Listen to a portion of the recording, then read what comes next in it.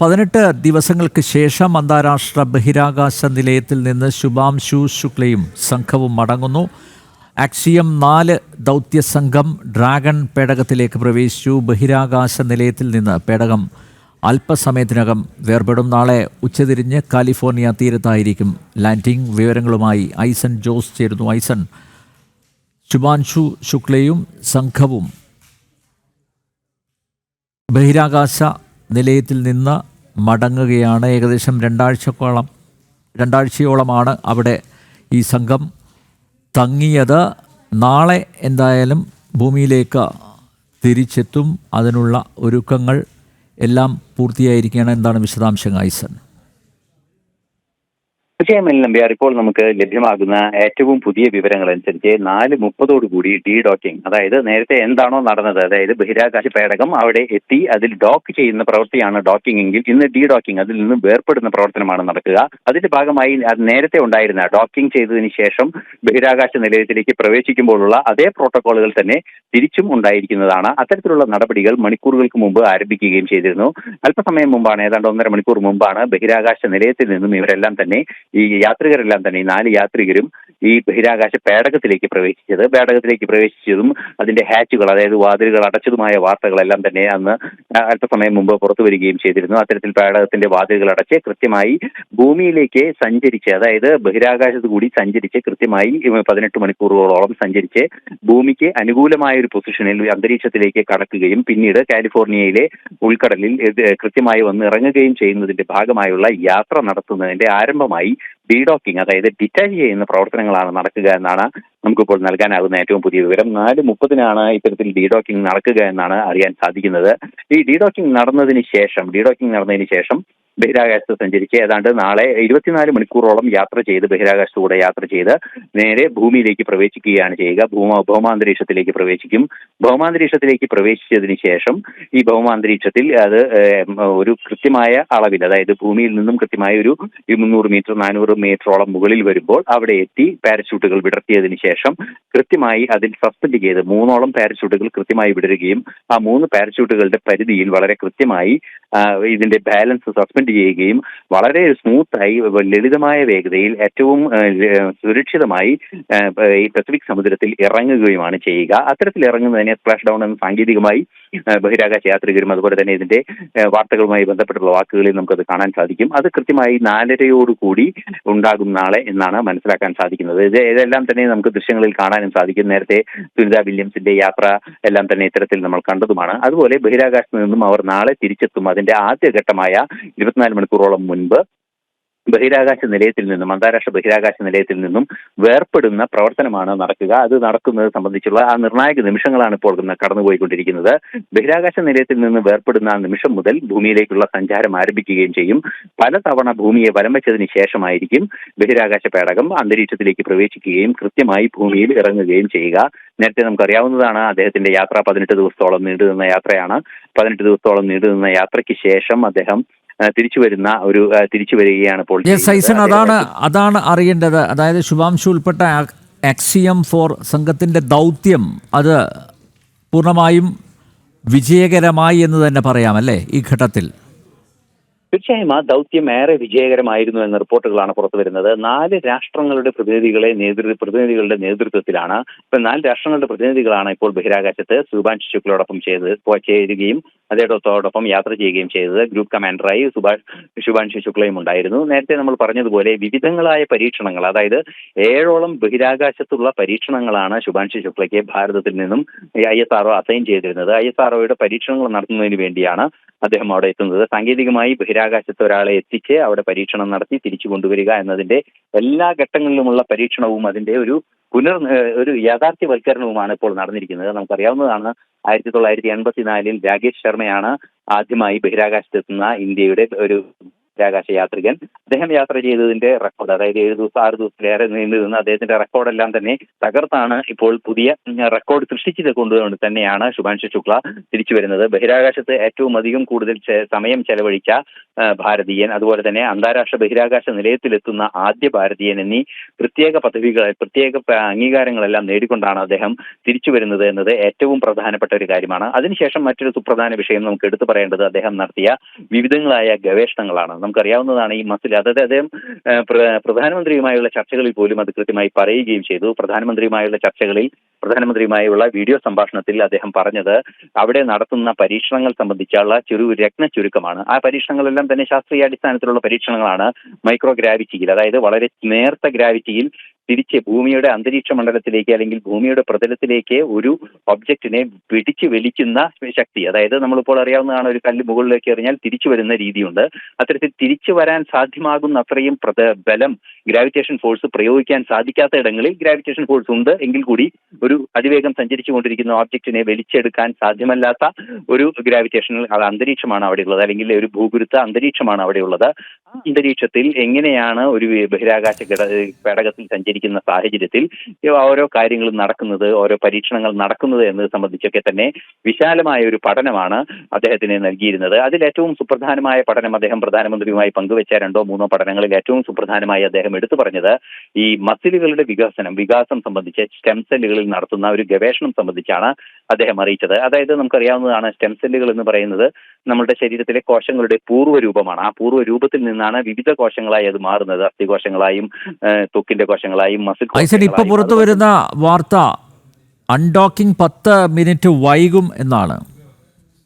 തീർച്ചയായും അത്തരത്തിലൊരു ഇൻഫർമേഷൻ ഇപ്പോൾ നമുക്ക് ലഭ്യമായിട്ടുണ്ട്. 10 മിനിറ്റ് വൈകും, അതായത് 4:30 എന്നുള്ളത് 4:40 ആകും എന്ന് തന്നെയാണ് മനസ്സിലാക്കാൻ സാധിക്കുന്നത്. അതായത് അവസാന പരിശോധനകൾക്ക് കൂടുതൽ സമയം വേണം.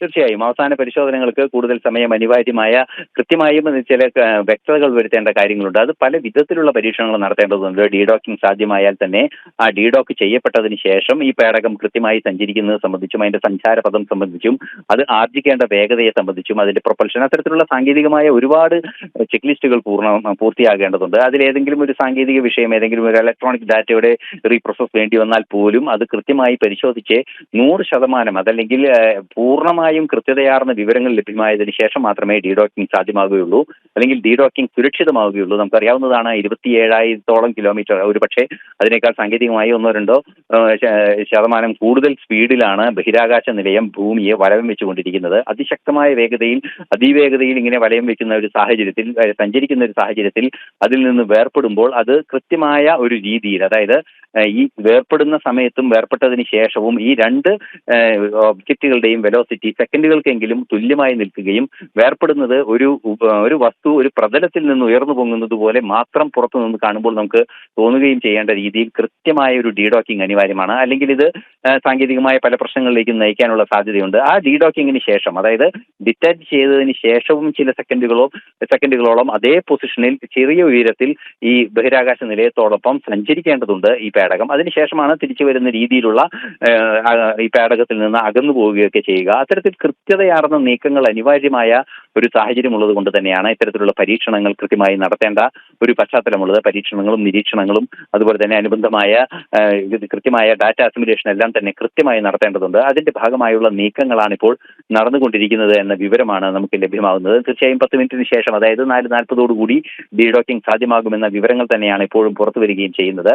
അത്തരത്തിൽ 4:40 ഡീഡോക്കിംഗ് പൂർത്തിയായാൽ പിന്നീടുള്ള ബഹിരാകാശത്ത് നിന്ന് ഭൂമിയിലേക്കുള്ള സഞ്ചാരം ആരംഭിക്കുകയായി. നേരത്തെ നമ്മൾ സൂചിപ്പിച്ചതുപോലെ ബഹിരാകാശ നിലയത്തിൽ ശുഭാൻഷു ശുക്ല നടത്തിയ ഏറ്റവും സുപ്രധാനമായ ഗവേഷണം എന്ന് പറയുന്നത് ഈ സ്റ്റെം സെല്ലുകൾ, അതായത് മസിൽ സെല്ലുകൾ ഡെവലപ്പ് ചെയ്യുന്നത്, സ്റ്റെം സെല്ലുകൾ മസിൽ സെല്ലുകളായി മാറുന്ന ആ മസിൽ സെല്ലുകളുടെ വളർച്ച സംബന്ധിച്ച്, അതായത് മസിലുകൾ വളരുന്നത് അത് ഒരു പ്രതിരോധ സാഹചര്യം ഉണ്ടാകുമ്പോഴാണ്. നടക്കുമ്പോഴും അതുപോലെ തന്നെ വ്യായാമം ചെയ്യുമ്പോഴും മസിലുകൾ ശക്തമാകുന്നത്. ആ മസിലുകളിലെ പ്രവർത്തനം കൂടുന്നതിനനുസരിച്ചാണ് മസിലുകൾ ശാക്തീകരിക്കപ്പെടുകയൊക്കെ ചെയ്യുന്നത്. ഈ വർക്കൗട്ടൊക്കെ ചെയ്യുന്നതിന്റെ അടിസ്ഥാന ഘടകം തന്നെ ഈ മസിലുകൾ വളരുന്നതിന് വ്യായാമം അനിവാര്യമാണ് എന്നതിന്റെ ഒരു തത്വമാണ്. അതുകൊണ്ട് തന്നെ ആ ഒരു സാഹചര്യത്തിൽ ഗുരുത്വാകർഷണ ബലം, ഭാരം അനിവാര്യമാണ്. മസിലുകളെ സംബന്ധിച്ചിടത്തോളം അതിന്റെ വളർച്ച അനിവാര്യമാകണമെങ്കിൽ, നടപ്പാകണമെങ്കിൽ ഭാരം അനിവാര്യമാണ്. ആ ഭാരത്തെ കൃത്യമായി പ്രതിരോധിക്കുക, നടക്കുക, അത്തരത്തിലുള്ള കാര്യങ്ങൾ ചെയ്യുക. എന്നാൽ മാത്രമാണ് നടക്കുമ്പോഴൊക്കെയാണ് മസിലുകൾ ശരീരത്തിൽ വളർന്നു വരികയും ചെയ്യുന്നത്. അത്തരത്തിൽ മസിലുകൾ വളരുന്നതിനുള്ള ഒരു സാഹചര്യം ഒരുക്കുന്നത് പ്രധാനമായും ഗുരുത്വാകർഷണ ബലം തന്നെയാണ്. ആ ഗുരുത്വാകർഷണ ബലം ഇല്ലാത്തൊരു സാഹചര്യത്തിൽ, അതായത് മൈക്രോഗ്രാവിറ്റി എന്ന് പറയുന്ന, അല്ലെങ്കിൽ തീരെ സ്വാധീനമില്ലാത്ത എന്നാൽ ഗുരുത്വാകർഷണ ബലമുണ്ട് എന്ന് പറയാൻ സാധിക്കുന്ന ഒരു മേഖലയിൽ അത്തരത്തിലുള്ള ഗുരുത്വാകർഷണ ബലത്തിന്റെ അസാന്നിധ്യത്തിൽ എങ്ങനെയാണ് മസിലുകളുടെ വളർച്ച സാധ്യമാവുക എന്നത് സംബന്ധിച്ച വിശാലമായ ഒരു ഗവേഷണമാണ്. അതിന്റെ സ്റ്റെം സെൽ മുതൽ അത് മസിൽ സെല്ലായി രൂപപ്പെടുന്നതും മസിൽ സെല്ലായി രൂപപ്പെട്ടതിന് ശേഷം അത് വളരുകയും ചെയ്യുന്നത്, അതായത് ഒരു മസിൽ കോശം പല കോശങ്ങളായി പിളർന്ന് രണ്ടായി കോശ വിഭജനത്തിലൂടെ വളർന്നു വരുന്ന ഒരു രീതിയാണ്. ശരീരത്തിലെ എല്ലാ കോശങ്ങളും, ഭൂമിയിലെ എല്ലാ ജീവകോശങ്ങളും അങ്ങനെയാണ് വളരുന്നത്. രണ്ടായി പിളർന്ന് അത് വീണ്ടും വളരുന്നു, വീണ്ടും 4 ആകുന്നു, പിന്നീട് 8 ആകുന്നു. അത്തരത്തിൽ അത് വളരുന്ന, ഇരട്ടിയാകുന്ന ഒരു രീതിയാണ് കോശങ്ങളുടെ വളർച്ചയുടെ ഘടകം. ആ വളർച്ച സംബന്ധിച്ച് എന്ത് സ്വാധീനമാണ് ബഹിരാകാശത്ത് നടക്കുന്നത്, അതിനെ എങ്ങനെയാണ് അഭിസംബോധന ചെയ്യേണ്ടത് എന്ന നിർണായകമായ ഒരു പരീക്ഷണമാണ്. അതായത് ബഹിരാകാശത്ത് സീറോ ഗ്രാവിറ്റിയിൽ അല്ലെങ്കിൽ മൈക്രോ ഗ്രാവിറ്റിയിൽ നടക്കേണ്ട വിവിധങ്ങളായ ഗവേഷണങ്ങളുടെ ഉത്തരവാദിത്തമാണ് അദ്ദേഹത്തെ ഏൽപ്പിച്ചിരുന്നത്. നമുക്കറിയാവുന്നതാണ്, ബഹിരാകാശത്തേക്ക് ആദ്യമായി തിരിച്ചു വരുന്ന ഒരു സംവിധാനം ഭാരതം ഏർപ്പെടുത്തിയപ്പോൾ തന്നെ, അതായത് സാറ്റലൈറ്റ് റീ എൻട്രി എക്സ്പെരിമെന്റ് 2008 നടത്തിയപ്പോൾ തന്നെ ഇത്തരത്തിൽ നിരവധിയായ പരീക്ഷണങ്ങൾ ഉണ്ടായിരുന്നു. അതിൽ നമുക്കറിയാവുന്നതാണ്, ഒരു ദ്രാവകത്തിൽ അലിഞ്ഞു ചേർന്നിരിക്കുന്ന വസ്തുക്കൾ, എന്തെങ്കിലും വസ്തുക്കൾ അലിഞ്ഞു ചേരുകയാണെങ്കിൽ അത് അടിയുന്നത് സംബന്ധിച്ച് ഗ്രാവിറ്റേഷൻ ഫോഴ്സിന്റെ ഒരു കൃത്യമായ നിതാന്തമാണ്, അല്ലെങ്കിൽ ഒരു ദൃഷ്ടാന്തമാണ് അത് അടിയുന്നത്. ഒരു ഗ്ലാസ്സിൽ വെള്ളം എടുത്താൽ അതിൽ എന്തെങ്കിലും വസ്തുക്കൾ കലങ്ങിയിട്ടുണ്ടെങ്കിൽ അത് അടിഞ്ഞു വരുന്ന ഒരു രീതി നമുക്ക് കാണാൻ സാധിക്കും. അത്തരത്തിൽ അടിയുന്ന ഒരു സാഹചര്യം ഉണ്ടാകുന്നത് ഗുരുത്വാകർഷണ ബലത്തിന്റെ മാത്രം സ്വാധീനമാണോ അതോ മറ്റെന്തെങ്കിലും ഫലങ്ങൾക്ക് അതിൽ സ്വാധീനമുണ്ടോ എന്ന പരീക്ഷണം കൃത്യമായി നടത്തിയിരുന്നു.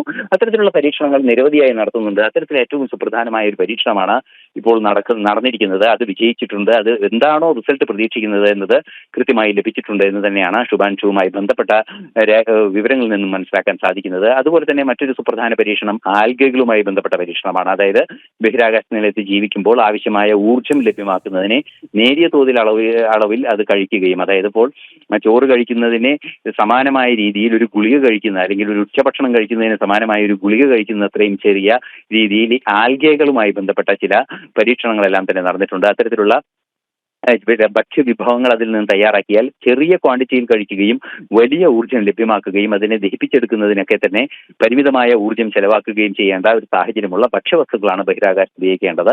അത്തരത്തിലുള്ള ഭക്ഷ്യവസ്തുക്കളെ സംബന്ധിച്ചുള്ള ഒരു പരീക്ഷണമാണ് നടന്നത്. പിന്നീട് വിത്ത് മുളപ്പിക്കുന്നത് സംബന്ധിച്ച്, അതായത് അന്താരാഷ്ട്ര ഈ തിരുവനന്തപുരത്ത് തന്നെയുള്ള പ്രശസ്തമായ കാർഷിക ഗവേഷണ കേന്ദ്രത്തിൽ നിന്നും കൊണ്ടുപോയ ചില വിത്തുകൾ അതിന്റെ ബഹിരാകാശ രീതിയിൽ അതെങ്ങനെ മുളയ്ക്കുന്നു എന്നത് കൃത്യമായി കണ്ടെത്തുന്നത്, അത് സാധ്യതകൾ എങ്ങനെയാണ് അവിടെ പ്രയോജനപ്പെടുക എന്നെല്ലാം തന്നെ കണ്ടെത്തുന്നത്, അതിന്റെ രോഗസാധ്യതകളെല്ലാം തന്നെ കണ്ടെത്തുന്നത് ഭൂമിയിൽ അതിനെ സംബന്ധിച്ചിടത്തോളം കുറെ കൂടി ശക്തമായ ഒരു ക്രോപ്പായി വളർത്തിയെടുക്കാൻ സാധിക്കും. അത്തരത്തിലുള്ള ചില പരീക്ഷണങ്ങളെല്ലാം തന്നെ അദ്ദേഹം നടത്തിയിട്ടുണ്ട്.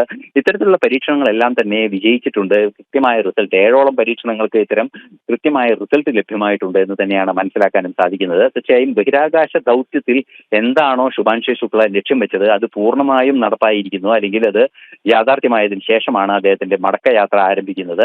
നേരത്തെ നമ്മൾ സൂചിപ്പിച്ചതുപോലെ ഹംഗറിയുടെയും അതുപോലെ തന്നെ മറ്റു 2 രാജ്യങ്ങളുടെയും പ്രതിനിധികൾ അദ്ദേഹത്തോടൊപ്പം ഉണ്ട് എന്നതാണ്.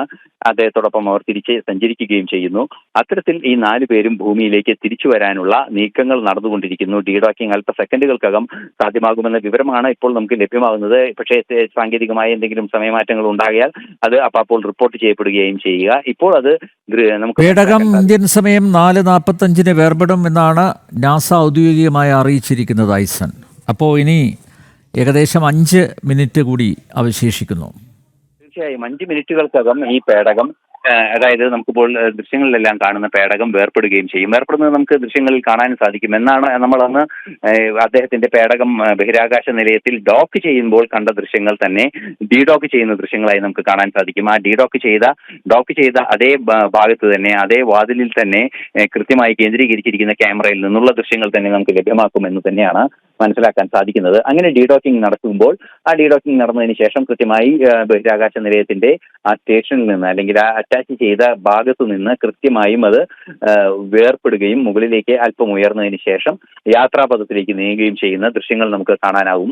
അത്തരത്തിലുള്ള ദൃശ്യങ്ങൾ അല്പസമയത്തിനകം നമുക്ക് നാസ തന്നെ ലഭ്യമാക്കുകയും ചെയ്യും. ഇപ്പോൾ ദൃശ്യങ്ങളിൽ നിന്നെല്ലാം തന്നെ നമുക്കത് വൈകാതെ തന്നെ കാണാനും സാധിക്കും. ഏറെ അത്ഭുതകരമായ ഒരു സംഭവം എന്ന് എടുത്തു പറയേണ്ടത്, രണ്ടാമത്തെ ഒരു ബഹിരാകാശ സഞ്ചാരി ബഹിരാകാശത്തെത്തിയപ്പോൾ ഭാരതത്തിലെ പ്രധാനമന്ത്രിയുമായി സംസാരിച്ചപ്പോഴും ഇന്ന് ബഹിരാകാശ നിലയത്തിൽ നിന്ന് അദ്ദേഹം തിരിച്ചു വരുന്നതിന്റെ മുന്നോടിയായി നടന്ന ഫെയർവെൽ സംവിധാനങ്ങൾ, അതായത് യാത്രയപ്പ് യോഗം എന്നൊക്കെ നമുക്ക് പറയാൻ സാധിക്കും. ബഹിരാകാശത്തെ മറ്റ് ശാസ്ത്രജ്ഞരെല്ലാം തന്നെ ചേർന്ന് നടത്തിയ യാത്രയപ്പിൽ യാത്രാമംഗളം നേർന്നുകൊണ്ട് നടത്തിയ ആ ചെറിയൊരു ഇവന്റിനിടയിൽ അദ്ദേഹം പറഞ്ഞതും ഒരേ വാക്കുകളാണ് എന്നതാണ് ഏറെ ശ്രദ്ധേയം. വീണ്ടും നമ്മൾ ബഹിരാകാശത്ത് എത്തിയിരിക്കുന്നു എന്നാണ് അദ്ദേഹം ബഹിരാകാശത്തെത്തിയ നിമിഷത്തിൽ അദ്ദേഹത്തിന്റെ വാക്കുകളായി പുറത്തു വന്നത് എങ്കിൽ, അന്ന് ലോകം മുഴുവൻ കേൾക്കുകയും ചെയ്തതെങ്കിൽ, ഇന്ന് അദ്ദേഹം പറയുന്നത് എന്താണോ രാകേഷ് ശർമ്മ 1984 പറഞ്ഞത്. 84 അദ്ദേഹം ബഹിരാകാശത്തെത്തി ഭാരതത്തിന്റെ പ്രധാനമന്ത്രിയായിരുന്ന ഇന്ദിരാഗാന്ധിയോട് സംസാരിക്കുമ്പോൾ അദ്ദേഹം പറഞ്ഞത് ഈ സാരേ ജഹാം സെ അച്ഛാ ഹിന്ദുസ്ഥാൻ ഹമാര എന്നാണ്. അതേ വാക്കുകൾ തന്നെ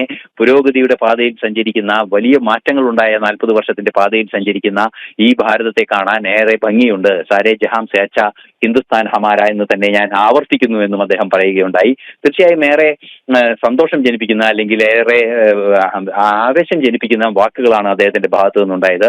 ഏറെ സന്തുഷ്ടവാനായി അദ്ദേഹം അത് പറയുന്നു. നമ്മൾ നാട്ടിലിരുന്ന് 142 കോടിയിലേറെ ഐസൻ, ഒരു നിമിഷം. ഐസൻ, VSSC മുൻ ജനറൽ മാനേജർ ഡോക്ടർ NRUK കർത്തയും ചേരുന്നു. ഡോക്ടർ കർത്ത, 5 മിനിറ്റിനുള്ളിൽ അൺഡോക്കിംഗ് ആരംഭിക്കും എന്നാണ് ഇപ്പോൾ ഏറ്റവും ഒടുവിൽ കിട്ടുന്ന വാർത്ത. ശുഭാംശു ശുക്ല ഉൾപ്പെടെ 4 അംഗ സംഘം ബഹിരാകാശത്ത് നിന്ന് ഭൂമിയിലേക്ക് മടങ്ങുന്നു. എങ്ങനെ നോക്കിക്കാണുന്നു? ഇതൊരു എക്സൈറ്റിംഗ് മൊമെന്റ് അല്ലേ? കാരണം നമ്മൾ 40 കൊല്ലം കാത്തിരുന്ന് കഴിഞ്ഞാണല്ലോ. എനിക്ക് വാസ്തവം പറഞ്ഞാൽ രാകേഷ് ശർമ്മയെ, അദ്ദേഹത്തെ കാണാനുള്ള ഒരു അവസരം കിട്ടി. അദ്ദേഹം VSSCയിൽ വന്നിരുന്നു. അടുത്ത കാലത്ത് അദ്ദേഹത്തിന്റെ ഫോട്ടോ ഏറെ ഒരു ചർച്ചയിൽ കാണിക്കുകയും ചെയ്തു. ഇപ്പോൾ ഈ 40 കൊല്ലത്തിന് വിപ്ലവകരമായ മാറ്റങ്ങളാണല്ലോ ഉണ്ടായിരിക്കുന്നത്. അത് തന്നെയല്ല, സ്പേസ് എക്സ് ഡ്രാഗൺ എന്ന് പറയുന്ന ഈ പേടകം വളരെ വളരെ ടോട്ടലി റിലയബിൾ ആണ്.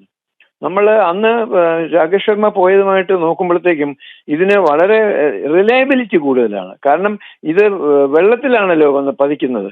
അത് കൂടാതെ മറ്റേ രാകേഷ് ശർമ്മ വന്നപ്പോഴത്തേക്കും അത് എന്താ ഒരു പ്ലെയിൻ വന്നിറങ്ങുന്ന പോലെയാണ്. അപ്പൊ ഇതിനകത്ത് കുറച്ചുകൂടി സേഫ്റ്റി ഫീച്ചേഴ്സ് വളരെ കൂടുതലാണ്. അദ്ദേഹം വളരെ ഉന്മേഷവാനാണ്. More than that, is a pilot. അപ്പൊ അദ്ദേഹത്തിന് ഇതൊരു വലിയൊരു വെല്ലുവിളിയാണെന്ന് എനിക്ക് തോന്നുന്നില്ല. എനിക്ക് അദ്ദേഹം വളരെ 100%, 200% വിജയകരമായി അദ്ദേഹം അൺഡോക്കിംഗ് കഴിഞ്ഞിട്ട് ഇവിടെ വന്ന് ലാൻഡ് ചെയ്യും എന്നുള്ളതിനകത്ത് എനിക്ക് യാതൊരു സംശയമില്ല. നമ്മളെ ഇന്ത്യയിലെ 142 കോടി ആളുകൾ ഇങ്ങനെ കാത്തിരിക്കുകയാണ്. നമ്മുടെ പ്രധാനമന്ത്രി മോദിജി, അദ്ദേഹത്തിന്റെയും ഹൃദയം ചിലപ്പോൾ ഇങ്ങനെ മിടിമിടിച്ചുകൊണ്ടിരിക്കുകയായിരിക്കും. കാരണം അദ്ദേഹത്തിന്റെ ഒരു അച്ചീവ്മെന്റ് ആണല്ലോ. ഇന്ദിരാഗാന്ധി എത്രയോ കൊല്ലങ്ങൾക്ക് മുമ്പ് കഴിഞ്ഞ് ഇപ്പോൾ ശുഭാംശു വന്നു കഴിഞ്ഞ് ഇപ്പൊ വന്നിറങ്ങുമ്പോൾ നമ്മളുടെ ഒരു ഭാവിയിൽ പ്രതീക്ഷയോടെയാണ്. അതിന് കാരണം അടുത്ത ആളത്തെ മലയാളിയെ തിരഞ്ഞെടുത്തു കഴിഞ്ഞു അടുത്ത ഒരു ഫ്ലൈറ്റിന് വേണ്ടിയിട്ട്. അപ്പൊ അതുകൊണ്ട് അദ്ദേഹത്തിന് ഒരു ബുദ്ധിമുട്ടും കൂടാതെ അദ്ദേഹം വരും. കുറച്ച് നാൾ ക്വാറന്റൈനിൽ ഇരിക്കേണ്ടി വരും. കാരണം അന്തരീക്ഷത്തിൽ നിന്ന് വരികയാണല്ലോ. അതുകൊണ്ട് നമ്മളുടെ എല്ലാം ഈ 142 കോടി ആളുകളുടെയും പ്രതിനിധിയായി അദ്ദേഹം ഇനിയും സാരേ ശംസെ അച്ഛാന്ന് മാത്രമല്ല, അത് പൂർണ്ണമായിട്ട് അത് സാക്ഷാത്കരിക്കുമെന്നുള്ള എനിക്ക് യാതൊരു സംശയമില്ല. ഞങ്ങളുടെ എല്ലാം പ്രാർത്ഥനകളും എല്ലാം ഉണ്ടായിരിക്കും. യെസ്, ഡോക്ടർ കർത്ത, എന്തായാലും ആക്സിയം, ആ ദൗത്യം അത് പൂർണ്ണ വിജയമായി എന്ന് തന്നെ പറയാമല്ലേ? തീർച്ചയായും. പിന്നെ ഇത് നമ്മൾ ഞാൻ സാരാഭായിയുടെ കൂടെ ജോലി ചെയ്തിട്ടുള്ള ആളാണ്. കലാം സാറിന്റെ കൂടെയും ജോലി ചെയ്തിട്ടുണ്ട്. നമ്മൾ കഴിഞ്ഞാലേ 100% കഴിഞ്ഞെന്ന് പറയാൻ പറ്റുള്ളൂ. കാരണം ഇത് വളരെ സക്സസ്ഫുൾ ആയിട്ട് അദ്ദേഹം വന്ന് ലാൻഡ് ചെയ്യണം. മോർ ദൻ എനിത്തിങ് എൽസ് അദ്ദേഹത്തിന് യാതൊരു ആരോഗ്യ പ്രശ്നങ്ങളും ഉണ്ടാകാൻ പാടില്ല. ഞാൻ ഇന്ന് നെറ്റിൽ നോക്കുമ്പോൾ കാണുകയായിരുന്നു, VSSCയിലെ മെഡിക്കൽ ടീം അദ്ദേഹത്തിന്റെ പൂർണ്ണമായ ആരോഗ്യനില നോക്കിക്കൊണ്ടിരിക്കുകയാണ്. അപ്പൊ ഇതുവരെ യാതൊരു പ്രശ്നങ്ങളും ഉണ്ടായിട്ടില്ല. കാരണം ഈ അന്തരീക്ഷത്തിലോട്ട് ഇത് കയറുമ്പോൾ ചെറിയ ചെറിയ പ്രശ്നങ്ങൾ ഉണ്ടാകാം. പിന്നെ അദ്ദേഹത്തിന്റെ ഇതിനെല്ലാം ഉപരിയായിട്ട് അദ്ദേഹത്തിന്റെ അച്ഛനും അമ്മയും കാത്തിരിക്കുകയല്ലേ. അപ്പൊ അങ്ങനെ ഒരു ചെറിയൊരു ടെൻഷൻ അദ്ദേഹത്തിന് ഉണ്ടാവും. പക്ഷെ നമ്മളുടെ പൂർണ്ണമായിട്ടുള്ള പ്രാർത്ഥനകൾ ഉള്ളതുകൊണ്ട് അദ്ദേഹത്തിന് യാതൊരു പ്രശ്നവും ഉണ്ടാവില്ല. He will come back successful. That's what I feel. അല്ല, ബഹിരാകാശത്ത് നിന്ന് അദ്ദേഹത്തിന് രാജ്യത്തിൻ്റെ പ്രധാനമന്ത്രിയുമായി സംവദിക്കാൻ സാധിച്ചു, വിദ്യാർത്ഥികളുമായി സംവദിക്കാൻ സാധിച്ചു. അല്ലെ, രാകേഷ് ശർമ്മയ്ക്കൊന്നും കിട്ടാത്ത ചില ഭാഗ്യങ്ങൾ അദ്ദേഹത്തിന് ലഭിച്ചു എന്നുള്ളത് ശ്രദ്ധേയമല്ലേ? തീർച്ചയായിട്ടും it's A great achievement for him. Achievement എന്ന് പറയുന്നതിനും ഉപരിയായിട്ട് ഒരു ഓപ്പർച്യൂണിറ്റിയാണ്. ശുഭാംശുവിന്റെ ഒരു അവസരമാണ്. ഇത് എത്ര പേർക്ക് കിട്ടും? അദ്ദേഹത്തിന് മാത്രമേ കിട്ടുകയുള്ളൂ. അതുപോലെ മോദിജിയെ പോലെ ഇത്രമാത്രം ഒരു എന്താ പറയുന്നത് വിഷണറി ആയിട്ടുള്ള ഒരു പ്രൈം മിനിസ്റ്ററുമായിട്ട് സംസാരിക്കുകയും, നമ്മളുടെ കുട്ടികളാണല്ലോ, children are the wealth of our nation. അപ്പൊ അതുകൊണ്ട് പിന്നെ അവരോട് സംവദിക്കാൻ പറ്റി, അവർ ചോദിച്ച ചോദ്യങ്ങൾക്ക് മറുപടി പറഞ്ഞു. അദ്ദേഹം പൂർണ്ണമായും എന്താ പറയുന്നത് സാറ്റിസ്ഫാക്ടറി ആയിട്ട് സന്തോഷത്തോടു കൂടി ആയിരിക്കും അദ്ദേഹം വരുന്നത് എന്നുള്ളത് എനിക്ക് യാതൊരു സംശയവുമില്ല. നാസ അറിയിച്ചത് പ്രകാരം ഇനി 1 മിനിറ്റ് മാത്രമേ ശേഷിക്കുന്നുള്ളൂ അൺഡോക്കിങ്ങിന്. എന്റെ ഹൃദയം ചെറുതായിട്ട് അടിക്കുന്നുണ്ട്. അപ്പൊ അൺഡോക്കിംഗ് കൃത്യമായിട്ട് നടക്കും. I am very sure it will happen. അല്ല, താങ്കൾ നേരത്തെ ചൂണ്ടിക്കാണിച്ചതുപോലെ രാകേഷ് ശർമ്മയുടെ കാലമല്ല ഇത്. സാങ്കേതികമായിട്ട് വലിയ പുരോഗതി അല്ലെ കൈവന്നിരിക്കുന്നു. ആ പശ്ചാത്തലത്തിൽ എല്ലാം അനായാസമായി നമുക്ക് നേടിയെടുക്കാൻ സാധിക്കുന്നു. തീർച്ചയായിട്ടും ഇതൊരു റിയൽ അച്ചീവ്. വാസ്തവത്തില് എന്താ 4ാമത്തെ രാജ്യമായി തീരുകയല്ലേ. അതെ, ലോകത്തിലെ 4ാമത്. അന്ന് ഇപ്പോൾ ഓർമ്മയുണ്ട് SLV-3 80 പോയപ്പോൾ നമ്മൾ ലോകത്തിലെ 7ാമത്തെ രാജ്യമായിരുന്നു സാറ്റലൈറ്റ് ലോഞ്ചിങ് കേപ്പബിലിറ്റി. ഇന്ന് 4ാമത്തേതായിട്ട് വരികയാണ്. ഇനി അടുത്തത് നമ്മുടെ ഡോക്ടർ ഉണ്ണികൃഷ്ണൻ നായരൊക്കെ ആണല്ലോ, പിന്നെ എൻ്റെ നാരായണൻ, ഡോക്ടർ നാരായണൻ, ഇവരൊക്കെ എൻ്റെ യങ് കൊളീഗ്സ് ആയിരുന്നു. അപ്പൊ അവര് ഇനി അടുത്ത ഇതിലോട്ട് പോവുകയല്ലേ. I can tell you one thing sir, we are in safe hands. നമുക്ക് ഒന്നും പേടിക്കാനില്ല, എല്ലാം ഭംഗിയായിട്ട് പോകും. പിന്നെ എവിടെയെങ്കിലുമൊക്കെ ചെറിയ ചെറിയ പാളിച്ചകൾ ഉണ്ടായിക്കൂടാതില്ല, പക്ഷെ അത് ഇതിന് വരികയില്ല. Because this is A proven rocket. ഈ ഡ്രാഗൺ 2 ആണ്, സോറി, ഈ ഡ്രാഗൺ 2 എത്രയോ ഫ്ലൈറ്റ്സ് ഉണ്ടായിട്ടുള്ളതാണ്. അപ്പൊ അതുകൊണ്ട് അതിനൊന്നും പേടിക്കാനില്ല, എല്ലാം ഭംഗിയായിട്ട് പോകും. നമുക്കെല്ലാം ചേർന്ന് പ്രാർത്ഥിക്കാം. തീർച്ചയായും വളരെയധികം നന്ദി ഡോക്ടർ കർത്ത. ഈ സമയത്ത് താങ്കളെ കിട്ടിയതിന് വളരെയധികം നന്ദി, താങ്കളുടെ പ്രതികരണത്തിന്. വീണ്ടും ഞാൻ ഐസനിലേക്ക് പോവുകയാണ്. ഐസൻ, വിണ്ണിൽ നിന്നും മണ്ണിലേക്ക് മടങ്ങുന്ന ആ നിമിഷം അത് സമാഗതമാവുന്നു. 18 ദിവസത്തിന് ശേഷം അന്താരാഷ്ട്ര ബഹിരാകാശ നിലയത്തിൽ നിന്ന് ശുഭാംശു ശുക്ലയും സംഘവും മടങ്ങുകയാണ്. AXIOM 4 ദൗത്യസംഘം അത് ഡ്രാഗൺ പേടകത്തിലേക്ക് പ്രവേശിച്ചു. പക്ഷേ അൺഡോക്കിംഗ് അതിന് 10 മിനിറ്റ് സാവകാശം വേണം എന്ന് നാസ ഔദ്യോഗികമായി അറിയിച്ചു. 4:45 ഇന്ത്യൻ സമയം 4:45 അൺഡോക്ക് ചെയ്യും എന്നാണ് ഏറ്റവും ഒടുവിലത്തെ വിവരം. സമയം ആയിരിക്കുന്നു. ഐസൻ, തീർച്ചയായും സമയം അടുത്തിരിക്കുന്നു എന്നാണ് നമുക്കിപ്പോൾ മനസ്സിലാക്കാൻ സാധിക്കുന്നത്. ഏറ്റവും കൃത്യമായി, അതായത് 4:45 ഒരു പക്ഷേ ഡീഡോക്കിംഗ് സാധ്യമായിട്ടുണ്ട് എന്ന് തന്നെ നമുക്ക് ചില സൂചനകളെല്ലാം തന്നെ വരുന്നുണ്ട്. എങ്കിലും അത് സംബന്ധിച്ച സ്ഥിരീകരണം അനിവാര്യമാണ്. അത്തരത്തിലൊരു സ്ഥിരീകരണം ഇതുവരെ ലഭ്യമായിട്ടില്ല. മടക്കുന്നത് സംബന്ധിച്ച് അൺഡോക്കിംഗ് പൂർത്തിയായി എന്ന വിവരങ്ങൾ തന്നെയാണ് ഇപ്പോൾ നമുക്ക് ലഭ്യമാകുന്നത്. അൺഡോക്കിംഗ് അത് വിട്ടുപോകുന്നു. അതായത് നേരത്തെ ഡോക്ടർ കർത്ത ചൂണ്ടിക്കാണിച്ചതുപോലെ ഇനി ഈ ഭൂമിയിലേക്ക് എത്തിയതിന് ശേഷമേ ഈ ദൗത്യം പൂർണ്ണ വിജയമാണെന്ന് അവകാശപ്പെടാൻ പറ്റൂ. അതിനുവേണ്ടി നമുക്കൊക്കെ പ്രാർത്ഥിക്കാം എന്നാണ് അദ്ദേഹം പറഞ്ഞിരിക്കുന്നത്, അല്ലേ? ആ ഓരോ നിമിഷവും പ്രധാനമാണ്. ഇപ്പോൾ ഒരു ചെറിയൊരു തടസ്സം വന്നതുപോലെയല്ലേ മനസ്സിലാക്കേണ്ടത്. സാങ്കേതികമായിട്ടുള്ളൊരു തടസ്സം വന്നു, പക്ഷേ എല്ലാം സുഗമമാകും എന്ന് പ്രതീക്ഷിക്കാം. തീർച്ചയായും ഇപ്പോൾ നമുക്ക് ലഭ്യമാകുന്ന വിവരങ്ങൾ അനുസരിച്ച് അൺഡോക്കിംഗ് പൂർണ്ണമായി എന്ന് തന്നെയാണ് മനസ്സിലാക്കാൻ സാധിക്കുന്നത്. അത് സംബന്ധിച്ച സ്ഥിരീകരണം ഇപ്പോൾ നാസയുടെ ഭാഗത്ത് നിന്ന് അല്പസമയത്തിനകം വരുമെന്ന് തന്നെയാണ് പ്രതീക്ഷിക്കുകയും ചെയ്യുന്നത്. ഈ അൺഡോക്കിംഗ് പൂർത്തിയായി എന്ന വിവരങ്ങൾ നമുക്കിപ്പോൾ ലഭ്യമാകുന്നു. അത് മടങ്ങുകയാണ് എന്ന് തന്നെയാണ് ഇപ്പോൾ നമുക്ക് മനസ്സിലാക്കാൻ അങ്ങനെയാണ് ഇപ്പോൾ വാർത്തകൾ പുറത്തു വരുന്നത്. ഈ അൺഡോക്കിംഗ് പ്രക്രിയ നേരത്തെ നമ്മൾ സൂചിപ്പിച്ചതുപോലെ പേടകം ബഹിരാകാശ നിലയത്തിൽ നിന്നും കൃത്യമായി വേർപെട്ട് കൃത്യമായി അതിന്റെ അതേ വേഗതയിൽ തന്നെ സഞ്ചരിച്ച് പിന്നീട് സ്വയം ആർജിക്കുന്ന വേഗതയിൽ ഉയർന്ന് അത് ഭൂമിയിലേക്ക് തിരിക്കുക എന്നതാണ് ഇപ്പോൾ നമുക്ക് അതിന്റെ പ്രവർത്തനങ്ങളായി നടക്കുന്നത്. ആ പ്രവർത്തനങ്ങളുടെ ഒരു രൂപരേഖയാണ് നേരത്തെ നമ്മൾ കേൾക്കുകയും കാണുകയും ഒക്കെ ചെയ്തത്. അത്തരത്തിലുള്ള പ്രവർത്തനങ്ങൾക്ക് ശേഷം കൃത്യമായും ഇത് അൺഡോക്ക് ചെയ്യുകയും ചെയ്യും. അൺഡോക്ക് ചെയ്തതിന് ശേഷം ഭൂമിയിലേക്കുള്ള സഞ്ചാരം ഇപ്പോൾ ആരംഭിച്ചിരിക്കുന്നു എന്ന് തന്നെയാണ് നമുക്കിപ്പോൾ മനസ്സിലാക്കാൻ സാധിക്കുന്നത്. അൺഡോക്കിംഗ് യാഥാർത്ഥ്യമായതിനു ശേഷമുള്ള മണിക്കൂറുകൾ ഏറെ നിർണായകമാണ്. നമുക്കറിയാവുന്നതാണ് ഈ ഐസൻ ആ പേടകം ബഹിരാകാശ നിലയത്തിൽ നിന്ന് വേർപെട്ടു എന്ന വാർത്ത ഇപ്പോൾ പുറത്തു വന്നിരിക്കുന്നു. അൺഡോക്കിംഗ് ആരംഭിച്ചു, വേർപെട്ടു എന്ന വാർത്തയാണ് ഇപ്പോൾ പുറത്തു വരുന്നത്. അപ്പോൾ സാങ്കേതികമായി മറ്റ് പ്രശ്നങ്ങളൊന്നുമില്ല, നമ്മുടെയൊക്കെ പ്രാർത്ഥന ഫലിച്ചിരിക്കുന്നു. അൺഡോക്കിംഗ് പ്രക്രിയ പൂർത്തിയായി എന്ന് നാസ ഔദ്യോഗികമായി അറിയിച്ചിട്ടുണ്ട്. ഐസൻ. ഇപ്പോൾ നമുക്ക് അത് തന്നെയാണ് കൃത്യമായ ഒരു വിവരം ലഭിക്കുന്നത്. അത് സംബന്ധിച്ചുള്ള സൂചനകൾ നേരത്തെ പുറത്തു വന്നിരുന്നു എങ്കിൽ കൂടി ഇപ്പോൾ സ്ഥിരീകരണം നാസയുടെ ഭാഗത്തു നിന്നുണ്ടായിരിക്കുകയാണ്. അൺഡോക്കിംഗ് നടന്നിരിക്കുന്നു, അതായത് ഭൂമിയിലേക്ക് മടങ്ങിയിരിക്കുന്നു എന്ന ഒരു കൃത്യമായ നിഗമനത്തിലേക്ക് അല്ലെങ്കിൽ കൃത്യമായ ഒരു വാർത്തയിലേക്ക് ഇപ്പോൾ കാര്യങ്ങൾ എത്തിയിരിക്കുന്നു. അത് തന്നെയാണ് ഈ നിമിഷത്തിലെ ഏറ്റവും സുപ്രധാനമായ ജനങ്ങൾ കാത്തിരിക്കുന്ന ഒരു വിഷയം. നേരത്തെ നമ്മൾ സൂചിപ്പിച്ചതുപോലെ 4:30 അൺഡോക്കിംഗ് നേരത്തെ കണക്കാക്കിയിരുന്നതെങ്കിൽ സാമാന്യം 3 ദിവസമൊക്കെ വൈകിയെങ്കിൽ കൂടി അൺഡോക്കിംഗ് കണക്കാക്കിയിരുന്നത് 4:30 എങ്കിൽ കൂടി അത് 4:45 നീങ്ങുകയായിരുന്നു. ഇപ്പോൾ അൺഡോക്കിംഗ് പൂർണ്ണമായതിന്റെ ദൃശ്യങ്ങളെല്ലാം അല്പസമയത്തിനകം തന്നെ പുറത്തു വരികയും ചെയ്യും. നമുക്കറിയാവുന്നതാണ്, ആ ദൃശ്യങ്ങളെല്ലാം തന്നെ ചില പ്രോസസ്സുകൾ ചെയ്യേണ്ടതുണ്ട്. അത്തരത്തിലുള്ള പ്രോസസ്സിന്റെ ഭാഗമായ ദൃശ്യങ്ങൾ അല്പസമയത്തിനകം ഇപ്പോൾ നമ്മൾ കാണുന്ന ദൃശ്യങ്ങൾക്ക് സമാനമായി തന്നെ അത് കാണാനും സാധിക്കുമെന്ന് തന്നെയാണ് പ്രതീക്ഷിക്കുന്നത്. ഇപ്പോൾ അൺഡോക്കിംഗ് പൂർത്തിയായിരിക്കുന്നു. ഭൂമിയിലേക്കുള്ള യാത്രയുടെ ആദ്യഘട്ടം ആരംഭിച്ചു കഴിഞ്ഞു എന്ന് തന്നെയാണ് മനസ്സിലാക്കാൻ സാധിക്കുന്നത്. ഇനി പലതവണ ഭൂമിയെ വലം വെച്ചതിന് ശേഷം കൃത്യമായും നാളെ 4:30 അത് ഭൗമാന്തരീക്ഷത്തിലേക്ക് പ്രവേശിക്കുക. 4:30 ഭൂമിയിലെത്തുക, അതായത് സമുദ്രത്തിൽ വന്നിറങ്ങുന്ന സമയമാണ് 4:30 എന്നാണ് ഇപ്പോൾ നമുക്ക് മനസ്സിലാക്കാൻ സാധിക്കുന്നത്. ഉച്ചയ്ക്ക് ശേഷം ഉച്ചതിരിഞ്ഞ് 4:30 അത് എത്തുമെന്ന് തന്നെയാണ് മനസ്സിലാക്കാൻ സാധിക്കുന്നത്. അങ്ങനെ ഭൂമിയിലേക്ക് വന്നിറങ്ങുന്ന ആ സമയത്ത് മാത്രമാണ് ദൗത്യം പൂർത്തിയാകുന്നത്. ഭൂമിയിലേക്ക് വന്നിറങ്ങിയതിന് ശേഷം വീണ്ടും നിരവധി ദൗത്യങ്ങളുണ്ട്. അത്തരത്തിൽ ദൗത്യങ്ങളുടെ ഏറ്റവും പ്രധാനപ്പെട്ട ഭാഗമാണ് ഈ വന്നിറങ്ങിയ പേടകം കപ്പലിലേക്ക് എടുക്കുക. അതുപോലെ തന്നെ കപ്പലിലെടുത്തതിന് ശേഷം എല്ലാ സൗകര്യങ്ങളുമുള്ള നാവികസേനയുടെ കപ്പലിലേക്കായിരിക്കും അത് കയറ്റുക. നാവികസേനയുടെ കപ്പലിലേക്ക് കയറ്റിയതിനു ശേഷം ഇവരെ ഓരോരുത്തരെയായി പുറത്തിറക്കേണ്ടതെല്ലാം തന്നെ കൃത്യമായ ചില മാനദണ്ഡങ്ങൾ പാലിക്കേണ്ടതുണ്ട്. കാരണം അതിന് മിനിറ്റുകൾ മുമ്പ് വരെ അവർ ഗുരുത്വാകർഷണ ബലമില്ലാത്തൊരു മേഖലയിൽ നിന്നിരുന്നവരെ പെട്ടെന്ന് ഗുരുത്വാകർഷണ മേഖലയിലേക്ക് എത്തിക്കുകയാണ് ചെയ്യുന്നത്. അതായത് നമുക്കറിയാവുന്നതാണ്, ഈ ലാൻഡിങ്ങിന് ഏതാണ്ട് മിനിറ്റുകൾക്ക് മുമ്പാണ് ഒരു ഗുരുത്വാകർഷണം ഉണ്ടാകുന്നതും ലാൻഡിംഗ് നടക്കുകയും ചെയ്യുന്നത്. ഈ ലാൻഡിംഗ് നടന്നതിന് ശേഷമായിരിക്കും ഈ ഇത്തരത്തിലുള്ള സംഭവങ്ങളെല്ലാം തന്നെ. ലാൻഡിംഗ് നടക്കുന്നതിന് ആ സമയത്ത് ബഹിരാകാശത്ത്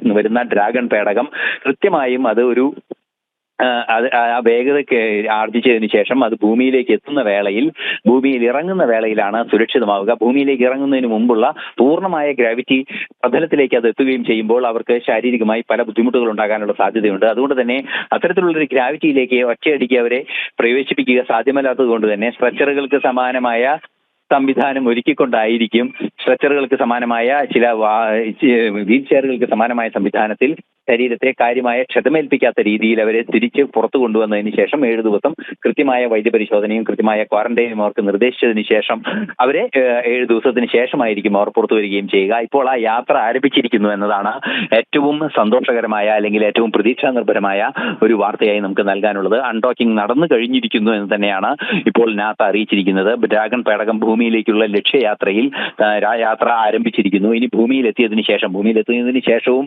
നിരവധിയായ കൗതുകകരമായ ചില കാര്യങ്ങൾ നമുക്ക് കാണാൻ സാധിക്കുന്നുണ്ട്. ഇപ്പോൾ നമ്മൾ ദൃശ്യങ്ങളിൽ കാണുന്നത് പോലെ ഈ സ്പ്ലാഷ് ഡൗൺ കാലിഫോർണിയ അല്ലേ ഐസൺ?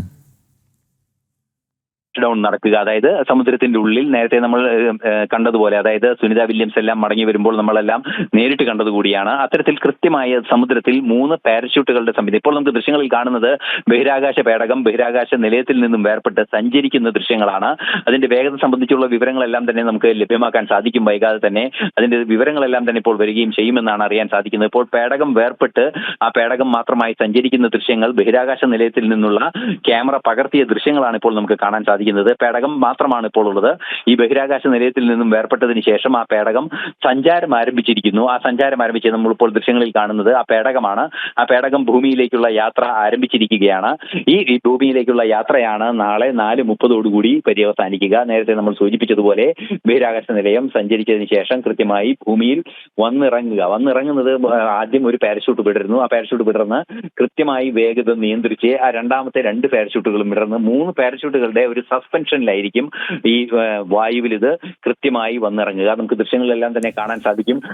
അവസാനം ഈ ദൃശ്യങ്ങൾ നേരിട്ട് തന്നെ നമ്മളുടെ മുന്നിലേക്ക്, അതായത് അവിടെ വിന്യസിച്ചിരിക്കുന്ന ക്യാമറ സംവിധാനങ്ങളുടെ മുന്നിലേക്ക് പറന്നിറങ്ങുകയായിരിക്കും ചെയ്യുക. വളരെ ലളിതമായ വേഗതയിൽ പറന്നിറങ്ങുന്ന ആ ദൃശ്യങ്ങൾ നമുക്ക് കാണാൻ സാധിക്കും. അത്തരത്തിൽ പറന്നിറങ്ങിയതിന് ശേഷം വെള്ളത്തിൽ വന്ന് ഇറങ്ങിയതിന് ശേഷമായിരിക്കും കൃത്യമായും നാവികസേനയുടെ സംവിധാനങ്ങൾ അവിടെ എത്തുകയും ഇത് കപ്പലിലേക്ക് വലിച്ചു കയറ്റുകയും ചെയ്യുക. കപ്പലിൽ ഇത്തരത്തിലുള്ള സുരക്ഷാ സംവിധാനങ്ങളോടെ ഇവരെ പുറത്തിറക്കുകയും തുടരുകയും ചെയ്യും. പിന്നീട് റിസർച്ച് മാനദണ്ഡങ്ങൾ, ഗവേഷണ മാനദണ്ഡങ്ങൾ സംബന്ധിച്ചുള്ള അടുത്ത പരിശോധനകളെല്ലാം തന്നെ പേടകത്തിൽ നടത്തേണ്ടതുണ്ട്. ആ കാര്യങ്ങളും തുടരുകയും ചെയ്യും. നമുക്കിപ്പോൾ ദൃശ്യങ്ങളിൽ കാണുന്നത് ബഹിരാകാശത്ത് നിന്നുള്ള ഭൂമിയുടെ ചിത്രങ്ങളും അതുപോലെ തന്നെ ബഹിരാകാശ നിലയം സഞ്ചരിക്കുന്ന ദൃശ്യങ്ങളുമാണ്. ഇത്തരത്തിൽ ഈ രണ്ട് ദൃശ്യങ്ങളും നമുക്ക് നൽകുന്ന വലിയൊരു സന്ദേശമുണ്ട്. അതായത് ബഹിരാകാശ നിലയത്തിൽ നിന്നും കൃത്യസമയത്ത് മനുഷ്യ സാധ്യമായ ശാസ്ത്രത്തിന്റെ അങ്ങേയറ്റത്തെ വിജയമാണ് ഇതൊക്കെ കാണിച്ചു തരുന്നത് എന്നതും ഒരു യാഥാർത്ഥ്യമാണ്. നേരത്തെ നമ്മൾ സൂചിപ്പിച്ചതുപോലെ 27,000-ലേറെ കിലോമീറ്റർ വേഗതയിൽ സഞ്ചരിക്കുന്ന ബഹിരാകാശ നിലയത്തിലേക്ക് അതേ വേഗതയിൽ പറന്നെത്തി കൃത്യമായി ലാൻഡ് ചെയ്യുക, അതേ വേഗതയിൽ പറന്നുകൊണ്ടിരിക്കെ തന്നെ,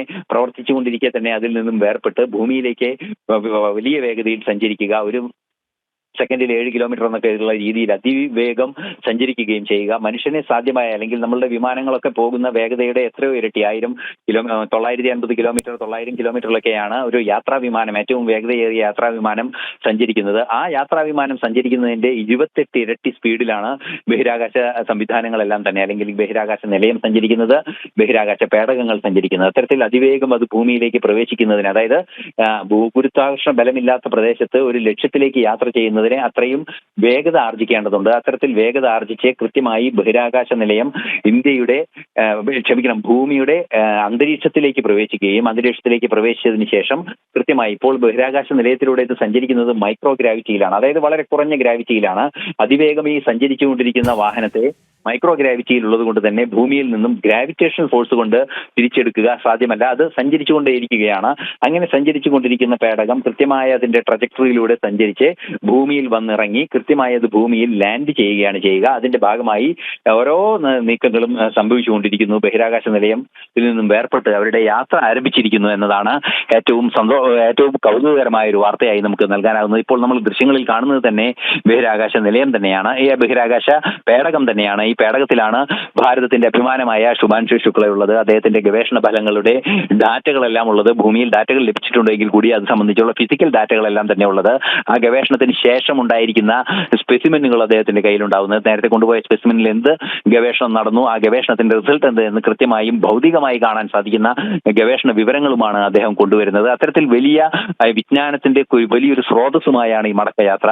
ഈ സാങ്കേതിക വിദ്യ തന്നെ, അതായത് ബഹിരാകാശത്തേക്കുള്ള യാത്ര തന്നെ ഒരു വലിയ വിജ്ഞാന ശേഖരമാണ്, അല്ലെങ്കിൽ ഒരു മഹാവിജ്ഞാന ശേഖരത്തിന്റെ സമുച്ചയമാണ്. ആ സമുച്ചയത്തിന് പുറമെ മറ്റു വിജ്ഞാനങ്ങൾ, അതായത് ലോകത്തിന് സാധ്യമാകേണ്ട ഗവേഷണങ്ങൾ, മനുഷ്യന് വേണ്ട ഗവേഷണങ്ങളെല്ലാം തന്നെ നടത്തി കഴിഞ്ഞതിന് ശേഷം അവയാണ് ഇപ്പോൾ തിരിച്ചു വരുന്നത്. ലോകം അതും കാത്തിരിക്കുകയാണ്. പല കാര്യങ്ങളും, അതായത് ബഹിരാകാശ നിലയത്തിൽ, ബഹിരാകാശ യാത്രയിലും അതുപോലെ തന്നെ പല ഭാരതത്തിന്റെ ദൗത്യങ്ങളിലെല്ലാം തന്നെ പല കാര്യങ്ങളും വളരെ പ്രധാനമായി കണ്ടെത്തിയത് ഭാരതം തന്നെയാണ്. ചൊവ്വയിൽ ജലാംശം കണ്ടെത്തിയത് ഭാരതമാണ്. അതുപോലെ തന്നെ ചന്ദ്രന്റെ താപനില കൃത്യമായി നമ്മളുടെ ചന്ദ്രയാനാണ് അളന്നെടുത്തത്. അത്തരത്തിലുള്ള നിരവധിയായ സന്തോഷകരമായ നേട്ടങ്ങൾ നേടിയ ഒരു ചരിത്രമാണ് ബഹിരാകാശ രംഗത്തിനുള്ളത്. അത്തരത്തിലുള്ള ആ സംവിധാനങ്ങൾ തന്നെ, അത്തരത്തിലുള്ള ആ കാര്യങ്ങൾ തന്നെയാണ് ഇനിയും സംഭവിക്കാൻ പോകുന്നത് എന്നതാണ് ഏറെ കൗതുകകരമായ ഒരു കാര്യം. ഇപ്പോൾ അവർ യാത്ര ആരംഭിച്ചിരിക്കുന്നു. കൃത്യമായ വേഗതയിൽ കൃത്യമായ യാത്ര ഇപ്പോൾ ആരംഭിച്ചിരിക്കുന്നു. യാത്ര നാളെ വൈകുന്നേരത്തോടെ അവസാനിക്കും. അത് ഭൂമിയിൽ കാലിഫോർണിയൻ തീരത്ത് അത് സമുദ്രത്തിൽ ലളിതമായ സ്പീഡിൽ അത് വന്നിറങ്ങുകയും ചെയ്യുമെന്നാണ്. ഡ്രാഗൺ ഗ്രേസ് പേടകം ഭൂമിയിലെത്താൻ 22.5 മണിക്കൂർ സമയം എടുക്കും. നോക്കൂ, ഈ ശുഭാംശുവിനും മറ്റ് 3 പേർക്കും ഭൂമിയിലെത്തിയാൽ പങ്കുവെക്കാൻ എത്രയെത്ര സുഖതമായ അനുഭവങ്ങൾ ഉണ്ടാവും അല്ലേ? ഇപ്പോൾ ഒരുപക്ഷെ ഈ യാത്രക്കിടയിൽ അവർ അയവിറക്കുന്നത് ആ മനോഹരമായ നിമിഷങ്ങളായിരിക്കുമല്ലേ? തീർച്ചയായും ആ മനോഹരമായ നിമിഷങ്ങൾ തന്നെയായിരിക്കും അവരുടെ ഓർമ്മയിൽ ഉണ്ടാവുക. നേരത്തെ നമ്മൾ സൂചിപ്പിച്ചതും അത് തന്നെയാണ്. നേരത്തെ വാർത്തകളിലെല്ലാം തന്നെ നിറഞ്ഞു നിന്നത് ഇന്ന് രാവിലെ അല്ലെങ്കിൽ ഇന്നലെ രാത്രി ശുഭാൻഷു നൽകിയ ഫെയർവെൽ സ്പീച്ചിൽ നൽകിയ വാക്കുകൾ തന്നെയാണ്. അതിൽ ഹിന്ദിയിൽ എന്റെ നാട്ടുകാർക്ക് വേണ്ടി ഞാൻ സംസാരിക്കുന്നു എന്ന് അദ്ദേഹം പറഞ്ഞ് ഭാരതത്തോട് പറഞ്ഞ കാര്യങ്ങളുണ്ട്. ആ ഭാരതത്തോട് പറഞ്ഞ കാര്യങ്ങളിൽ ഏറ്റവും പ്രാധാന്യമേറിയത് ഞാൻ ആവർത്തിക്കുന്നു എന്താണോ രാകേഷ് ശർമ്മ പറഞ്ഞത്. അതായത് രാകേഷ് ശർമ്മ ബഹിരാകാശത്ത് വെച്ച് ഇന്ദിരാഗാന്ധിയോട് സംസാരിക്കുമ്പോൾ രാകേഷ് ശർമ്മ പറഞ്ഞത് സാരേ ജഹാം സേ അച്ഛാ ഹിന്ദുസ്ഥാൻ ഹമാര എന്നാണ്. അതുപോലെ തന്നെ അതേ വാക്കുകൾ ഞാൻ ആവർത്തിക്കുന്നു എന്നാണ് അദ്ദേഹം പറഞ്ഞത്. അത്തരത്തിൽ വൈകാരികമായതും ദേശസ്നേഹത്തിന്റെ കാമ്പുള്ളതുമായ നിരവധിയായ വാക്കുകൾ അദ്ദേഹത്തിന്റെ ഭാഗത്തു നിന്നുണ്ടായി. അത്ഭുതത്തോടെയും ഏറെ സന്തോഷത്തോടെയുമാണ് അദ്ദേഹം പ്രധാനമന്ത്രിയുമായി സംസാരിച്ചത്. പ്രധാനമന്ത്രിയുമായുള്ള ഓരോ വാക്കുകളിലും അദ്ദേഹത്തിന്റെ ദേശഭക്തിയുടെ ഭാവം തെളിഞ്ഞു നിന്നിരുന്നു എന്നത് നമ്മൾ നേരിട്ട് കണ്ടതാണ്. അത്തരത്തിൽ പ്രധാനമന്ത്രിയുമായി അദ്ദേഹം സംസാരിക്കുന്നു. പ്രധാനമന്ത്രിയുമായി സംസാരിക്കുമ്പോൾ അനുഭവങ്ങൾ പങ്കുവെക്കുന്നു. മൈക്രോ ഗ്രാവിറ്റിയിലെ അനുഭവങ്ങൾ പങ്കുവെക്കുന്നു. അതിലേറ്റവും ഏറ്റവും സുപ്രധാനമായ ഒരു ഘടകം അദ്ദേഹം പങ്കുവച്ചത് പ്രധാനമന്ത്രിയുമായി സംസാരിക്കുമ്പോൾ ആ ക്യാമറയ്ക്ക് മുന്നിൽ നിൽക്കുമ്പോൾ നമ്മളെല്ലാവരും ക്യാമറയ്ക്ക് മുന്നിൽ നിന്ന് വാർത്തകൾ ചെയ്യുന്നവരാണ്. ഈ ക്യാമറയ്ക്ക് മുന്നിൽ നിൽക്കുമ്പോൾ ക്യാമറയുടെ മുന്നിൽ നിന്ന് അങ്ങോട്ടും ഇങ്ങോട്ടും ചലിക്കരുതെന്ന് നമുക്ക് നിർദ്ദേശങ്ങളൊക്കെ ലഭിക്കാറുണ്ട്. അത്തരത്തിൽ നിർദ്ദേശങ്ങൾ അദ്ദേഹത്തിനും ക്യാമറയുടെ ആവശ്യത്തിന്റെ ഭാഗമായ അത്തരത്തിലുള്ള നിർദ്ദേശങ്ങൾ അദ്ദേഹത്തിനും ലഭിക്കും. പക്ഷേ അത്തരത്തിൽ ചലിക്കാതിരിക്കാൻ അദ്ദേഹം കാലുകൾ ചേർത്ത് കെട്ടിവെച്ച്, അതായത് ബഹിരാകാശ നിലയത്തിന്റെ പേടകത്തിന്റെ തറയിൽ അദ്ദേഹത്തിന്റെ കാലുകൾ കെട്ടിവെച്ചാണ് നിൽക്കുന്നത് ഈ ക്യാമറയുടെ ഫോക്കസിൽ തുടരാൻ എന്ന് പറയുമ്പോൾ തന്നെ അതിലൊരു കൗതുകം നമുക്ക് മനസ്സിലാക്കാൻ സാധിക്കും. ആ കെട്ടിവെക്കുന്നത് ഗുരുത്വാകർഷണ ബലമില്ലാത്തത് കൊണ്ട് തന്നെ ഈ പേടകത്തിന്റെ സഞ്ചാര വഴിയിലുണ്ടാകുന്ന ചെറിയ വേരിയേഷൻ അനുസരിച്ച് അദ്ദേഹം മുകളിലേക്ക് ഉയരാനും താഴ്ന്നു പോകാനൊക്കെ സാധ്യതയുണ്ട്. അത് ഒഴിവാക്കുന്നതിന് വേണ്ടി കെട്ടിവെച്ചിരിക്കുന്നു എന്ന് അദ്ദേഹം പ്രധാനമന്ത്രിയോട് തന്നെ പറഞ്ഞു. നമുക്കൊന്നും ആലോചിക്കുക പോലും ചെയ്യേണ്ടാത്ത ഒരു സാഹചര്യം, അത് ചെയ്യേണ്ട ഒരു സാഹചര്യമില്ല അത്തരമൊരു വിഷയം. അതായത് ഭൂമിയിൽ കാലുറപ്പിച്ച് നിൽക്കാൻ നമുക്ക് സാധിക്കുന്നു, എന്നാൽ ഭൂമിയിലല്ല, അവിടെ എവിടെയും കാലുറപ്പിച്ച് നിൽക്കാൻ സാധിക്കാത്തൊരു അന്തരീക്ഷത്തിൽ വലിയൊരു ജീവിതാനുഭവം നേടിയിരിക്കുന്നു. 18 ദിവസത്തോളമുള്ള കാലുറപ്പിക്കാൻ പറ്റാത്ത അന്തരീക്ഷത്തിൽ കാലുറപ്പിക്കാൻ അസാധ്യമായ പ്രദേശത്ത് കാലുറപ്പിച്ചു നിന്ന് അദ്ദേഹം ജീവിതത്തിന്റെ വലിയൊരു അനുഭവം നേടിയിരിക്കുന്നു. ഭാരതത്തിൽ നിന്നും അദ്ദേഹത്തെ ബഹിരാകാശ നിലയത്തിൽ എന്തൊക്കെ നടപടികൾ സ്വീകരിക്കണമെന്ന് സംബന്ധിച്ച്, അവരുടെ യാത്ര സംബന്ധിച്ച് എന്തൊക്കെ ചെയ്യണമെന്ന് സംബന്ധിച്ച വിവിധങ്ങളായ ഗവേഷണങ്ങൾ, അതായത് 7ഓളം ഗവേഷണങ്ങൾക്ക് അദ്ദേഹം ഉത്തരം കണ്ടെത്തിയിരിക്കുന്നു. ആ ഗവേഷണ വിജയത്തിന്റെ രഹസ്യങ്ങളെല്ലാം തന്നെ ഭൂമിയിലേക്ക് അതിന്റെ ഡാറ്റകൾ നൽകിയിരിക്കുന്നു. ആ ഡാറ്റകൾക്ക് ശേഷം ഇനി അതിന്റെ ഫിസിക്കൽ പ്രസൻസ്, ഈ നേരത്തെ നമ്മൾ സൂചിപ്പിച്ചതുപോലെ സ്റ്റെം സെല്ലുകൾ മസിൽ സെല്ലുകളായി മാറുന്നതും മസിൽ സെല്ലുകളെ മറ്റു വളരുന്ന സാഹചര്യം ഒരുക്കുന്നതും എല്ലാം തന്നെയുള്ള വിഷയങ്ങൾ കൃത്യമായി ആ സ്പെസിമെൻ ഉൾപ്പെടെ അദ്ദേഹം തിരിച്ചു കൊണ്ടുവരുന്നു എന്നതാണ് ഏറെ പ്രാധാന്യത്തോടെ നോക്കി കാണേണ്ടത്. അവിടെ മുളച്ച വിത്തുകൾ വരും. ബഹിരാകാശത്ത് മുളച്ച വിത്തുകൾ എന്ന് പറയുന്നത് തന്നെ ഒരു ചരിത്രമാണ്. നേരത്തെ തന്നെ നമുക്കറിയാവുന്നതാണ്, ഭൗമാന്തരീക്ഷത്തിന് പുറമെ വിത്തുകൾ മുളച്ച ഒരു സാഹചര്യം ISROയുടെ പരീക്ഷണത്തിലെല്ലാം തന്നെ ഉണ്ടായിരുന്നു. അത്തരത്തിലുള്ള ഭൗമാന്തരീക്ഷത്തിന് പുറമെ വിത്തുകൾ മുളപ്പിച്ചു, അതായത് ഭൂമിക്ക് പുറമെ, അതായത് മൈക്രോഗ്രാവിറ്റിയിൽ വിത്തുകൾ മുളപ്പിച്ചിരിക്കുന്നു. അത്തരത്തിൽ മൈക്രോഗ്രാവിറ്റിയിൽ അല്ലെങ്കിൽ സൂക്ഷ്മ ഗുരുത്വാകർഷണ ബലത്തിൽ വിളഞ്ഞ അല്ലെങ്കിൽ മുളച്ച വിത്തുകളെല്ലാം തന്നെ അദ്ദേഹം കൊണ്ടുവരുന്നു. അത്തരത്തിൽ നിരവധിയായ കൗതുകകരങ്ങളായ വസ്തുക്കളാണ് അദ്ദേഹം ബഹിരാകാശത്ത് നിന്ന് കൊണ്ടുവരുന്നത്. ബഹിരാകാശത്ത് നിന്ന് കൊണ്ടുവരുന്ന വസ്തുക്കൾക്ക് കൗതുകമുണ്ട്, അദ്ദേഹത്തിന്റെ അനുഭവങ്ങൾക്ക് കൗതുകമുണ്ട്, അദ്ദേഹം അവിടെ നിന്ന് കുട്ടികളുമായി പങ്കുവെച്ച ഓരോ വാക്കുകളിലും അത്ഭുതമുണ്ട്, അദ്ദേഹത്തിന്റെ വാക്കുകളിൽ അത്ഭുതമുണ്ട്. ഭക്ഷണം കഴിക്കുന്നതിനും വെള്ളം കുടിക്കുന്നതിനുമുള്ള ബുദ്ധിമുട്ടുകൾ, അതായത് നമ്മളിപ്പോൾ ചെയ്യുന്ന പല കാര്യങ്ങളും, നമ്മൾ ഭൂമിയിൽ ചെയ്യുന്ന നിരവധി കാര്യങ്ങൾ സ്വാഭാവികമായും അത് ആ മനുഷ്യർക്ക്, അതായത് ബഹിരാകാശത്ത് സഞ്ചരിക്കുന്ന മനുഷ്യർക്ക് അല്ലെങ്കിൽ ബഹിരാകാശത്തുള്ള മനുഷ്യർക്ക് സാധ്യമല്ല. കാരണം ഭൂമിയുടെ ഗുരുത്വാകർഷണ ബലം മാത്രമാണ് മനുഷ്യന് അത്തരം ചില സൗകര്യങ്ങളെല്ലാം തന്നെ നൽകുന്നത്. അത്തരത്തിലുള്ള മനുഷ്യ ജീവിതം സാധ്യമാക്കുന്നതിനെ നേരെ വിപരീതമായ ഒരു അന്തരീക്ഷത്തിൽ ഇത്തരത്തിലുള്ള വലിയ ജീവിതാനുഭവങ്ങൾ അനുഭവിച്ചതിന് ശേഷം അദ്ദേഹം തിരിച്ചെത്തുന്നു എന്നത് ഏറെ കൗതുകം നിറഞ്ഞൊരു കാര്യം തന്നെയാണ്. മാത്രമല്ല, ആ കൗതുകം നിറഞ്ഞ കാര്യം എന്നതിനപ്പുറം ഏറെ കാത്തിരിക്കുന്ന വിവരങ്ങൾ കൂടിയാണ്. ശാസ്ത്രലോകത്തിന് വലിയ വിവരങ്ങൾ അത് നൽകുകയും ചെയ്യുന്നു. വലിയ ജ്ഞാനമണ്ഡലം തുറന്നുകൊണ്ടാണ് ശുഭാൻഷുവും അദ്ദേഹത്തിന്റെ 4 സഹയാത്രികരും ഇപ്പോൾ ഭൂമിയിൽ എത്തുന്നത് എന്നത് തന്നെ ഏറെ കൗതുകമുള്ള ഒരു കാര്യമാണ്. വരും ദിവസങ്ങളിൽ അത് സംബന്ധിച്ച് നാസ വിശദമായ വിവരങ്ങളെല്ലാം തന്നെ പുറത്തുവിടുകയും ചെയ്യും. അതിൽ നിന്നും നമുക്ക് പലതും പുതിയത് കണ്ടെത്താനാകും. ഒരുപക്ഷെ ശുഭാൻഷു ശുക്ലയുടെ ഗവേഷണത്തിൽ കണ്ടെത്തിയ പല കാര്യങ്ങളും ബഹിരാകാശത്ത് ആദ്യമായി ഭാരതം നേടിയ നേട്ടങ്ങൾ തന്നെയായിരിക്കും. അത്തരത്തിലുള്ള നിരവധിയായ കാര്യങ്ങളുണ്ട്. ഈ അടുത്ത ദിവസങ്ങളിൽ തന്നെ ISRO ചെയർമാൻ തന്നെ അറിയിക്കുകയും ചെയ്തു, 9ഓളം കാര്യങ്ങളിൽ, ബഹിരാകാശവുമായി ബന്ധപ്പെട്ട 9ഓളം വിഷയങ്ങളിൽ ഒന്നാമതെത്തിയ അല്ലെങ്കിൽ ആദ്യമായി ചെയ്തത് ഭാരതമാണ് ഈ ലോകത്ത്. അത്തരത്തിലുള്ള നിരവധിയായ കാര്യങ്ങൾ ഇന്ത്യൻ ബഹിരാകാശ ഗവേഷണ കേന്ദ്രം നടത്തുന്നുണ്ട്. അത്തരത്തിലുള്ള സംവിധാനങ്ങൾക്ക് ഈ 9 എന്നുള്ളത് ഒരു പക്ഷേ 10ഓ 11ഓ ആയി മാറാനുള്ള സാധ്യത അദ്ദേഹം തിരിച്ചെത്തുന്നതോടുകൂടി ഉണ്ടാകുമെന്ന് തന്നെയാണ് പ്രതീക്ഷിക്കുന്നത്.